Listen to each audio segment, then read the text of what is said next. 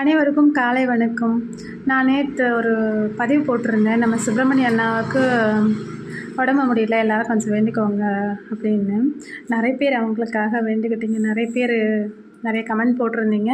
உங்கள் எல்லாருக்கும் நன்றி சொல்லிக்கிறேன்.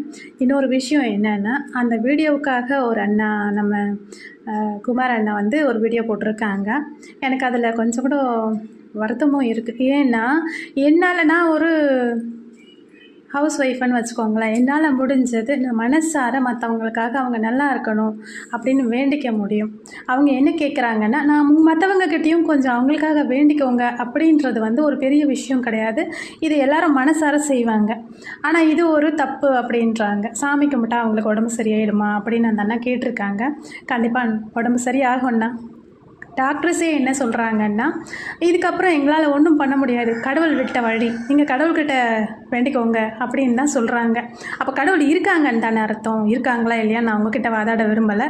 என்னோடய நம்பிக்கையை நான் வச்சுக்கிறேன். உங்களோட நம்பிக்கையை நீங்கள் வச்சுக்கோங்க. தயவுசெய்து உங்களோட நம்பிக்கையை அடுத்தவங்க மேலே திணிக்காதீங்க. அதனால் நான் என்ன சொல்கிறேன், அவங்க சொல்கிறாங்க, நீங்கள் வேண்டிக்கிறதுக்கு ஆளுக்கு ஒரு 5000 10,000 50,000 கொடுக்கலாமே காசு, மற்றவங்க கிட்ட அப்படி நீங்கள் கேட்டிருக்கலாமே அப்படின்றாங்க. அவங்க வந்து மற்றவங்க கிட்ட உதவி வாங்கி வாழற அளவுக்கு தகுதி குறைஞ்சி போய் இல்லை அவங்க. நீங்கள் நினச்சிக்கலாம் அவங்கக்கிட்ட காசு நிறைய இருக்குது, மற்றவங்களாம் நமக்கு கீழே இருக்கலாங்க அப்படின்னு. அவங்க நல்லா இருக்காங்க, நல்ல ஃபேமிலி தான். நீங்கள் வந்து உதவி பண்ணுற அளவுக்கு அவங்க தாழ்ந்து போயிடல, சரிங்களா? அவங்களுக்கு தேவை நம்மளோட மனசார நம்ம வேண்டிக்கிற நம்மளோட வேண்டுதல் தான். இதுதான் நான் தெரிஞ்சுக்கிட்டது. உங்கள்கிட்ட நிறைய காசு இருந்தால் தயவு பண்ணி நீங்கள் கொடுத்து உதவுங்க அண்ணா, நல்ல விஷயம் அண்ணா. ஆனால் அடுத்தவங்கள போய் நீங்கள் அவங்களுக்கு காசு கொடுங்க, அவங்களுக்கு காசு கொடுத்து உதவி பண்ணுங்கன்னு நம்ம சொல்லக்கூடாதுண்ணா. அது தப்பு. நம்மளால் முடிஞ்சால் நம்ம உதவி பண்ணலாம். அது நம்மளோட விருப்பம், நம்மளே வச்சுக்கலாம். அடுத்தவங்க மேலே நான் திணிக்கக்கூடாதுன்னு நினைக்கிறேன்.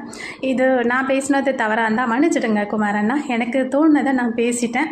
உங்கள் விருப்பப்படி உங்களுக்கு என்ன தோணுதோ அதை நீங்கள் செய்யுங்க. நான் வந்து என்னோடய லைவுக்கு வரவங்கக்கிட்ட நீங்கள் அவங்களுக்கு காசை கொடுங்க, உதவி பண்ணுங்கள் நான் வற்புறுத்த முடியாதுண்ணா. யாரையும் நான் கேட்க முடியாது. என்னால் முடிஞ்சது கடவுள்கிட்ட மனசார வேண்டிக்கோங்கன்னு நிறைய நல்ல உள்ளங்கள் வந்து அவங்களுக்காக வேண்டிக்கிட்டாங்க. கடவுள் புண்ணியத்தில் நிஜமாகவே நம்ம சுப்பிரமணியன்னா குணமாயிட்டாங்க, நல்லாவும் இருக்காங்க. அதில் எனக்கு மகிழ்ச்சினா, உங்கள் மேலே எனக்கு எந்த கோபமும் இல்லை. குமாரண்ணா, உங்களுக்கு விருப்பப்பட்டதை நீங்கள் செய்யுங்கண்ணா. நன்றி அண்ணா. உங்கள் எல்லாருக்கும் நன்றி சொல்லிக்கிறேன். மறுபடியும் அண்ணாவுக்காக மனசார வேண்டிக்கிட்ட எல்லாருக்கும் நன்றி. அப்படி அவங்களுக்கு உதவி வேணும்னு எனக்கு தெரிஞ்சதுன்னா, என்னால் முடிஞ்ச உதவி நான் கண்டிப்பாக செய்வேன். ஆனால் மற்றவங்கள நான் கஷ்டப்படுத்த மாட்டேன், வற்புறுத்த மாட்டேன். அது அவங்களோட விருப்பு வெறுப்பு. அதில் யாரும் தலையிடக்கூடாது. நன்றி.